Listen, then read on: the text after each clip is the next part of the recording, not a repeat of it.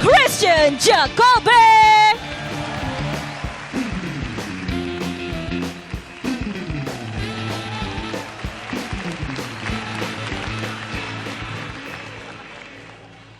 What?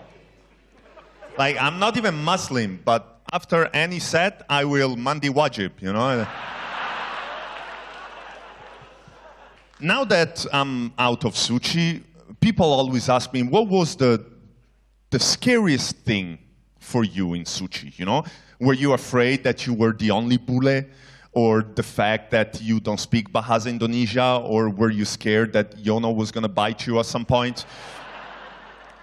But for me, the worst part about sushi was the combat, the comedy buddy. For you who don't know, basically the day before the show, Compass would give each contestant the opportunity to work with a comedian. And the other contestant got some of the best comedians in this country. They got Arif Prata, Remin, Danny Belair. Compass gave me Ben Daniel.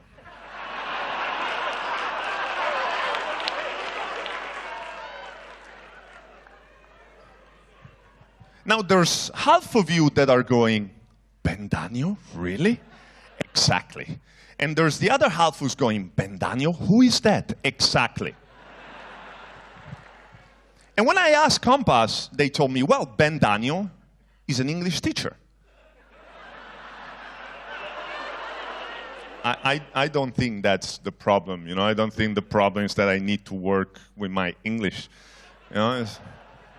I was the only comedian that after the combat, my set was so much worse, you know? And I told this set to Ben Daniel and was like, no, you cannot say that. I was like, why? Because if you say so much worse is wrong in English, you have to say is worse. Ben Daniel.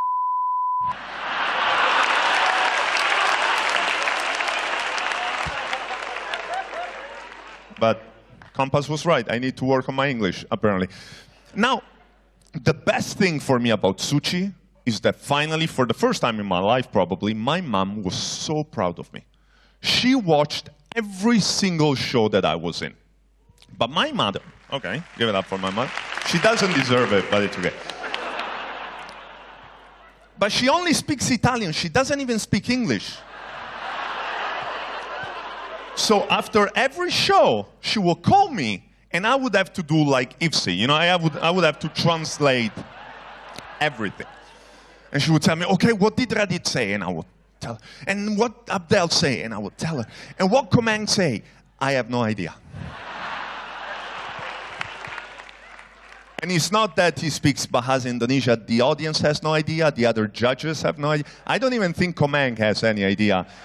He just says stuff, and everyone loves it. I love Komang.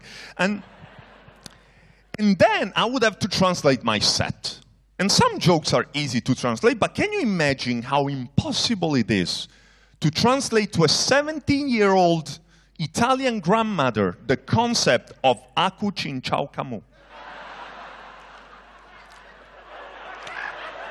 Okay, Mom, listen. Okay, so in Indonesia, there is this seaweed called cincau, and they put it in cappuccino. Why? I have no idea. That's the point. And then there is Gautama. What is a Gautama? No, is a person. Gautama is he's a daddy funny, and he does the riddles, and everyone loves the riddles except one Chinese movie producer, and he said he doesn't like the riddle, and everyone went crazy and started tweeting. And you know what, Mom? I got close mic. Don't worry about it. Just fuck it. So my mom now thinks that I was number 5, not number 3. And I told my mom, listen, I'm not going to do this anymore. If you want to watch me on TV, you need to learn English. So now she started learning English. Her teacher is Ben Daniel.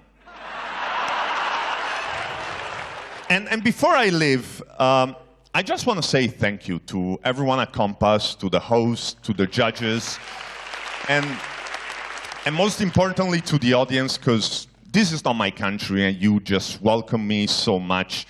Panji moved to the US in order to find the American dream, I feel like I'm living the Indonesian dream. Indonesia Raya!